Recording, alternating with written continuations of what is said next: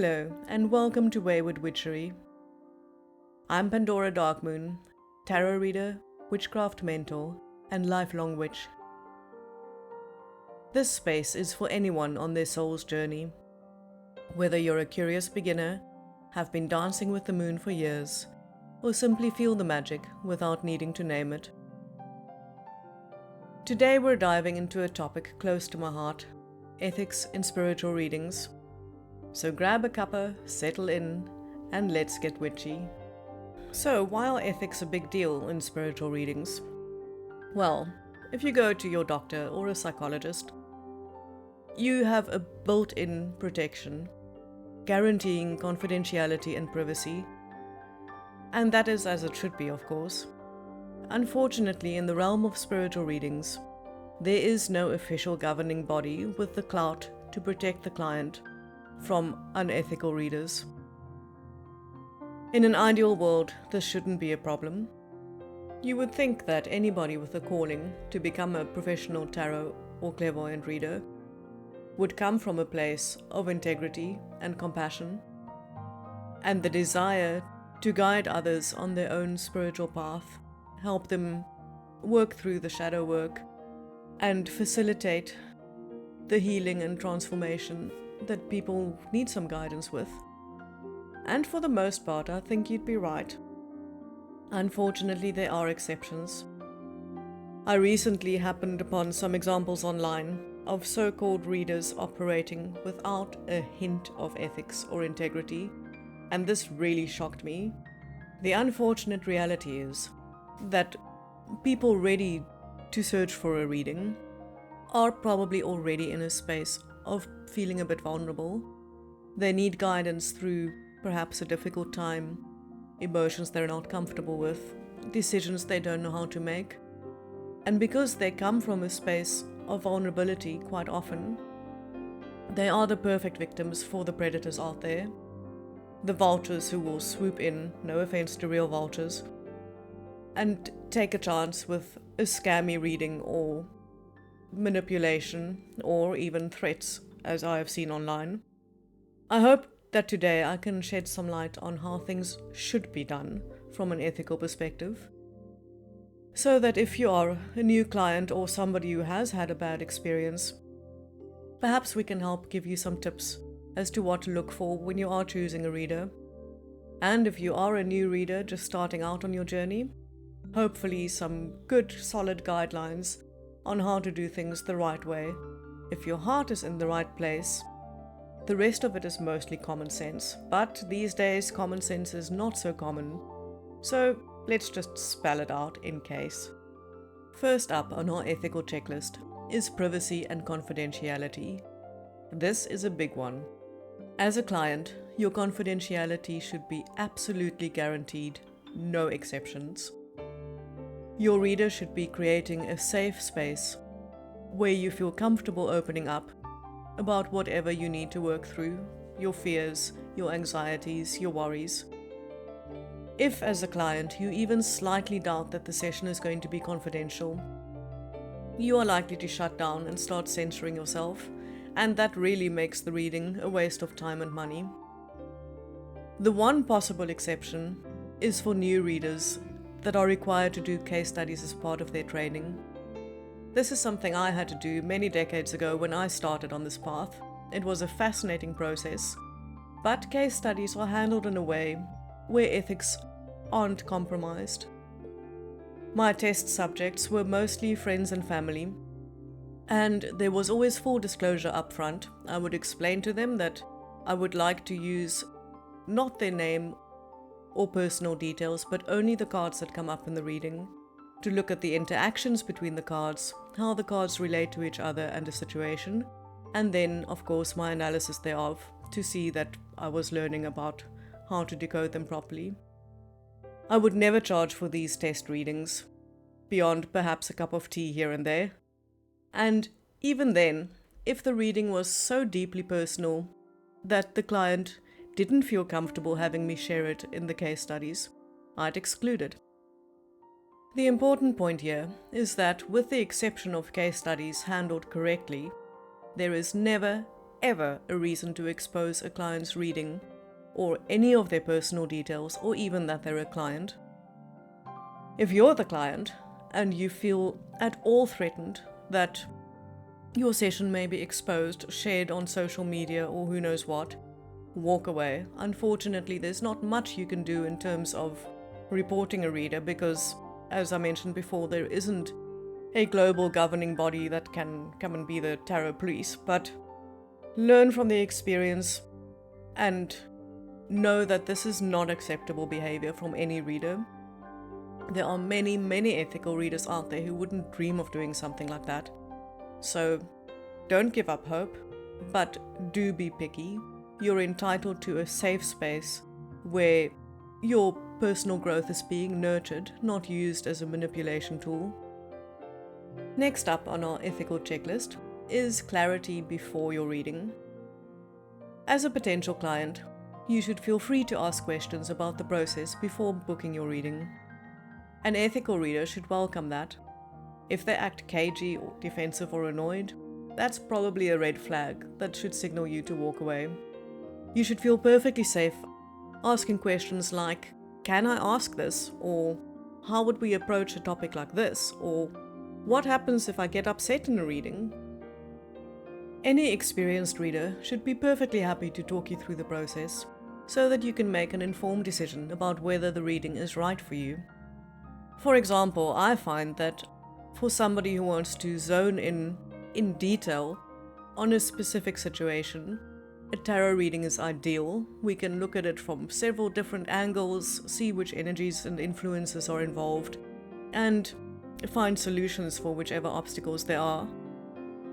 On the other hand, in my experience, somebody who comes with a list of 20 different questions, often not related, is probably better off booking a clairvoyance session with me, because here we can change direction quite rapidly and deal with completely unrelated topics in the space of one session. Now, this is not the only way to do it, it's just the way that's worked for me in my practice. So if you're looking to book a reading of any type, don't be afraid to ask questions.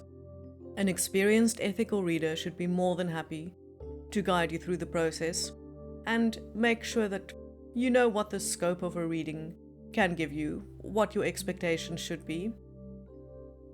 Next up on our ethical checklist is ego overload. Oh, egos, they can just be so awful. Especially in this field, watch out for readers who speak at you, not with you. If somebody is claiming to know absolutely everything, or gets defensive about being questioned, run. This is not the kind of energy conducive to spiritual growth or healing. And unfortunately, there are the few so-called readers drawn to this field because they feel they can put themselves on a pedestal, a sort of guru-type vibe where, you know, they are the all-knowing and the mere mortal clients need to bow before them and that sort of thing. This is really not how it should work. Anybody who has sincerely worked in this field will know that helping others on this path is a deeply humbling experience and a privilege. There is no space for ego in this work at all. So if you're sensing big egos anywhere, walk away. You can find somebody more suitable to your needs. Next up on our checklist of ethics is that a reading should be a pressure-free zone. You should never feel shamed, guilt-tripped, or emotionally manipulated into booking more sessions or buying extra services. If you come across a reader who tells you you'd better book another one for tomorrow or next week or every week forever because you're in such a state that you would never be fixed or whole if you don't come for readings all the time, this is nonsense. A good reading will give you so much food for thought that you will probably need quite a big chunk of time to process and integrate all of that information. I know that if I have a client trying to book a week after they've just had an hour session with me, I'm going to say no. I'm going to suggest that they give it a bit more time. Ask questions about the reading if they need to, but take the time to process. A reading isn't a magic wand that fixes your life. It is a lot of deep information which you as the client need to take on, process, integrate, and apply to your life and your way of thinking. This is a process that does take time and hard work. It is not a quick fix. Anybody who's selling you a quick fix, well, you're probably wasting your money. Spiritual growth is hard work. You need to get your hands dirty sometimes. It's not always a comfortable process, but it is a spiritual reader's job to guide you through that process, to help light the way, walk beside you, and give you the support when you need it, not give you instant fixes or promises of magical overnight transformation if you just book that next reading tomorrow. If you're feeling pressured or manipulated in any way, rethink whether this is the right person to guide you on your path. Next up on our checklist of ethics is the exploitation of fear. This is a dreadful thing that happens occasionally, where a so-called reader will say something like, "Oh, your partner is cheating and only I can help you fix it with this love spell for another €100. Or, "There's a curse on you and you'll never get it lifted unless you buy this extra service." If somebody is trying to upsell out of fear, this is a huge red flag. This sort of manipulation is shady as hell, and honestly, if there's even a hint of that, run. I actually had a client years ago who had been to somebody else for a reading, and this reading they had ended with the kind of vibe of something terrible is going to happen to you, and I'm not telling you what it is unless you pay this extra fee. She was in such a state by the time she found me that she was legitimately scared of getting a reading. This is not how it should be. A reading should be a nurturing environment and really an uplifting experience. Anyway, we sorted her out, nothing dreadful happened to her, and there was no extra fee from me. But the point is that, unfortunately, this sort of manipulation doesn't only happen in the movies. There are some really parasitic people out there who jump at the chance to try and manipulate people in a vulnerable emotional state to make a fast buck, even though they obviously don't have a clue how to do a reading in the first place. Trust your instinct.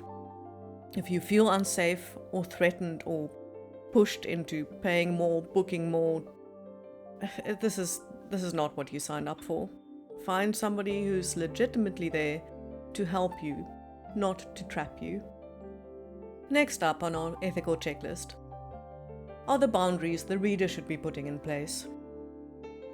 While mileage may vary from one reader to the next, any experienced reader should have a good idea of where their ethical boundaries are, and these should never be compromised. There should be things a client cannot ask. These would be things like health diagnoses, legal matters, that sort of thing. And as a client preparing to book a session with somebody, you should have that information in advance. Ask if you're unclear, so that you don't end up committing to a session that isn't going to give you the answers you're expecting. Next up on our ethical checklist is experience. As with many things in life, the skill of reading tarot or doing clairvoyance sessions is something that is enhanced with training and with experience. Obviously, nobody can start off with 100 years of experiences under the belt, so one needs to be realistic. If you are just starting out as a reader, be clear about that. It's fine to do practice readings if you are honest and upfront about where you are at on your journey. If you are still learning and still needing to consult notes during sessions, don't be charging money. Charge a cup of tea, do a barter, whatever you're comfortable with. But leave the money out of it until you're at a point where the training wheels can come off and you are confident in offering a session that doesn't involve the booklets that came with the cards. For the clients out there, big red flags to watch out for here are readers who overinflate their credentials or make their training sound more impressive than it really was. It's fine for a reader to be new to the field. but as a baseline, you need honesty and full disclosure up front. Some more red flags is, for example, and I've actually seen this happen, a so-called professional reader who takes your money for a reading and then whips out the booklet that came with the deck and reads word for word what the booklet says. Come on, this is not a reading. I mean, it's reading in the sense of reading the words in the booklet, but that's kind of where it ends. If somebody is still learning and they tell you up front, it is perfectly fine to be consulting notes, making notes, asking questions of the client to help with understanding how the cards are interacting. But this is something that has to be disclosed before the reading and should never be charged for. And then lastly, in this particular topic's red flag department, is the copy and paste scam. There are, unfortunately, people who will type out or copy the generic meaning of each of the cards in a deck, and when somebody books a reading, they will just grab each card's generic paragraph, paste it together in an email, and call it a reading. This is not a tarot reading. This is an outright scam. If this ever happens to you, walk away and never look back. Anybody who tries to convince you that this is how tarot readings work is talking absolute nonsense, to put it mildly. A legitimate reader would never do this. The information that comes through during a tarot reading is unique for every client and for every situation. Every card's meaning is altered depending on the question you're reading for, but also on the cards surrounding it in the layout. Generic meanings would never work. Certainly there might be one or two aspects that resonate with the client, much like those horoscopes that used to be in the newspaper. If you're generic enough, anybody is going to find something that sounds a little bit like something they can relate to, but that's not a legitimate reading. Don't fall for that. It is difficult to avoid in today's society where so much happens online. You don't necessarily have contact with the person doing the reading, if it's an email reading. But trust your instincts. Make sure you do have contact with your reader before committing to a session. Exchange a few emails, see if you can hop on a Zoom call with them, and just get a feel for their energy. See how your instinct reacts to them, and whether you feel like they could hold a safe space to guide you. Trust your instincts. If something feels a bit off, it probably is. Then last up on the red flags in our checklist of ethics is client empowerment, or rather lack thereof. I've seen this on social media over the last few years, where there does seem to be some trendiness to drama. I don't get it. I don't like drama. I like things to just be honest and clear. But there are people who thrive on creating drama, getting attention from it, blowing it out of proportion, being the victim. And unfortunately, there are readers who will buy into this, or try and get you to buy into it, should I say. If you go for a reading that makes you feel disempowered, less confident, scared, incapable of coping or facing whatever situation you're dealing with, this is no good. This is somebody who wants to keep you disempowered so that you become dependent on them, so that they become your drug of choice, and you keep going for more and more and more readings because it's the only thing that could possibly save you. Let's be straight here. The only person who can save you is you. Any reader who claims that they are the true savior of your situation, that's nonsense. A reading should provide for you a calm and safe space to open up, to talk about what's lurking deep in your psyche, and then to focus on your strengths, the characteristics within yourself that can help you through the situation, how you can change your way of thinking just a little so that your perception changes, because that changes your whole reality. When you leave a reading, you should feel inspired, empowered, ready to take on the world, and well equipped with the emotional tools to deal with whatever situation you find yourself in. Anything less than that is really not up to standard, and you need to be honest with yourself here, especially for clients who are booking a reading because they are dealing with emotional turmoil or fear or trauma. It's easy to feel so bogged down by a situation that anything somebody tells you seems like it must be true, because what would you know? You're in this terrible state of chaos within your mind. But deep down, your instincts will ring true. And if you leave a reading not feeling better than when you started it, it probably wasn't the right reading. I spoke earlier about so-called readers who use fear as a tool and will hint at doom and gloom in your future and only they can help you avoid it. That should never happen. But also keeping a client in a space of feeling hopeless and helpless. What then was the point of the reading? I'm certainly not preaching sugarcoating anything, and sugarcoating is not something I do either.